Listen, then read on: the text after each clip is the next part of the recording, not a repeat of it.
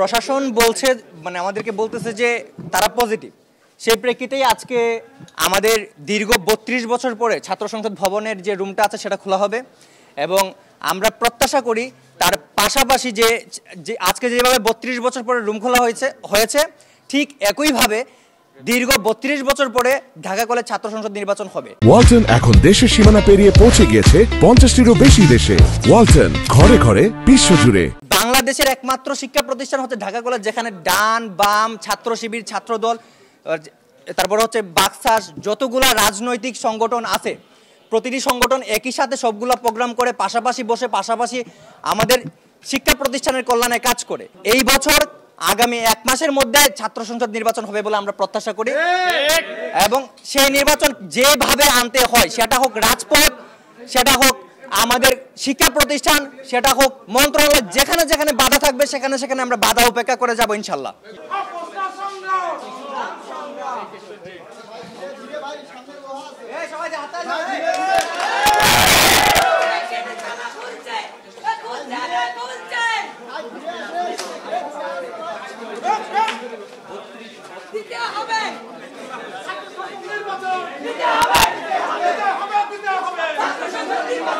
প্রথমত ৩১ বছর পরে না, এটা প্রায় ৩৩ থেকে ৩৪ বছর পরে খোলা হচ্ছে।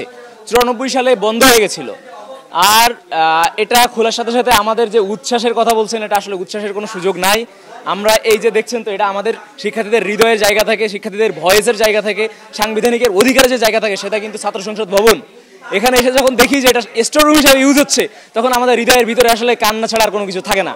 আমাদের কানতে হয়, আমাদের এখানে উচ্ছ্বাস না, আমরা অসহায়ত্ব হিসেবে দেখতে পাচ্ছি আর কি, মানে প্রকাশ পাচ্ছে এটাই। এইটা দেখে আমার খুবই মনে হচ্ছে যে আসলে এখানে যে ছাত্র সংসদ একটা ভবন ছিল বা রুম ছিল, আমার মনে হচ্ছে এখানে কিছু ভূত বসবাস করতেছে। দীর্ঘ ৩২ বছর পর্যন্ত এরকম অন্ধকারচ্ছন্ন আছে। তো দীর্ঘ ৩২ বছর পর্যন্ত যদি এভাবে অন্ধকার থাকে, তো এখানে তো মানুষের যেহেতু প্রবেশ নাই, তো আমার মনে হয় যে সেখানে অলৌকিক জিন বা কিছু হয়তো বা আছে। তো আপনারা দেখতে পাচ্ছেন একটা ছাত্র সংসদের রুম যদি অবস্থা হয়, তো এইটা আমাদের প্রশাসনের কিভাবে তারা দায়িত্ব পালন করেছে। ছাত্র সংসদ আসলে কেন চাচ্ছি, এটা প্রশ্ন সবাইরই। ছাত্র সংসদ নির্বাচনটা চাওয়া হয় ছাত্রদের অধিকারগুলো আদায়ের জন্য।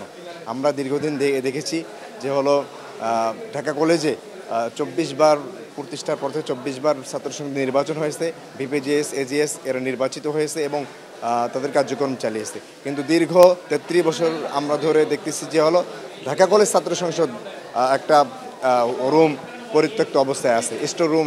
আপনারা দেখতে পাচ্ছেন যে এই ইসলামের ইতিহাস সংস্কৃতি এই জায়গা দিয়ে আমরা যে জায়গায় দাঁড়িয়ে আছি, ঠিক এই জায়গা দিয়েই ছাত্র সংসদে আমরা প্রবেশ করি। তো ঢাকা কলেজের ছাত্র সংসদের যে অবস্থা, রুমের অবস্থা, আমরা পরিত্যক্ত একটা স্টোর রুম আমরা দেখতে পাচ্ছি, যেখানে ছাত্ররা অবস্থান করতে পারবে না এবং ছাত্রদের অধিকার নিয়ে কথা বলতে পারবে না।